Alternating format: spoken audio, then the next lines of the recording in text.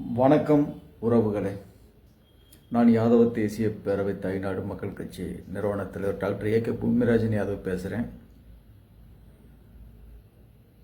தமிழ்நாட்டில் அதிமுக, திமுக, பாஜக, காங்கிரஸ், நாம் தமிழர் கட்சி இன்னும் எத்தனை கட்சிகள் வந்தாலும் ஒரு குறிப்பிட்ட சமுதாயம் தன்னை அரசியல் அவர்களுக்கு மட்டும்தான் தெரியும். பிறர் சமுதாயம் எத்தனையோ ஜாதி இருக்குது, அவ்வளவு பேர்த்தையும் மிரட்டி வச்சுக்கிறது ஜாதி வெறி பிடித்த கூட்டம்.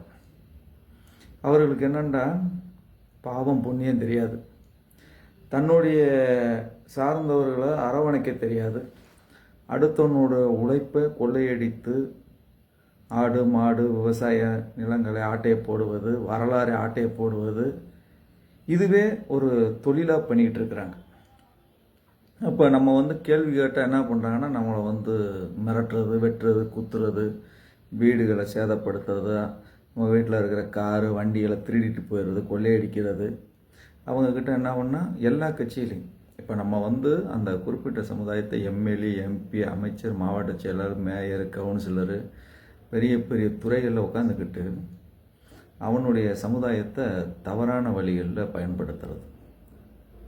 நீங்கள் யாரெல்லாம் அதிமுகவில் மாவட்ட செயலாளர்ன்றீங்களா, அதை ஒன்றாம் நம்பரு ஜாதி வெறி பிடிச்சோன்னா இருப்பான். திமுகவில் யாரெல்லாம் மாவட்ட செயலாளர் என்று தூக்கி பிடிக்கிறீங்களோ அதை ஒன்றாம் நம்பர் ஜாதி வெறி பிடிச்சோன்னா இருப்பான்.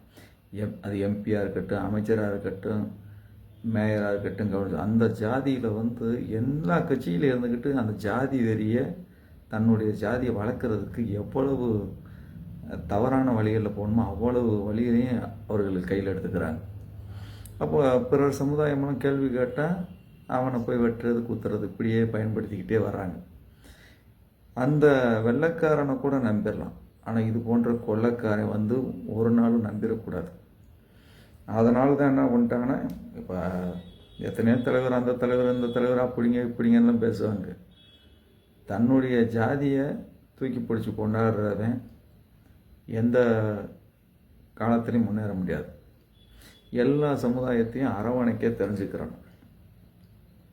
நீ அதிமுகவில் இருந்துக்கிறவன் அங்கே ஓன் ஜாதியை வளர்க்குறது, திமுகவில் இருப்போ ஓன் ஜாதியை வளர்க்குறது, காங்கிரஸில் இருப்போ ஓன் ஜாதியை வளர்க்குறது, பாஜகவில் இருப்போ ஓன் ஜாதியை வளர்க்குறது, நாம் தமிழரில் இருப்போ ஓன் ஜாதியை வளர்க்குறது.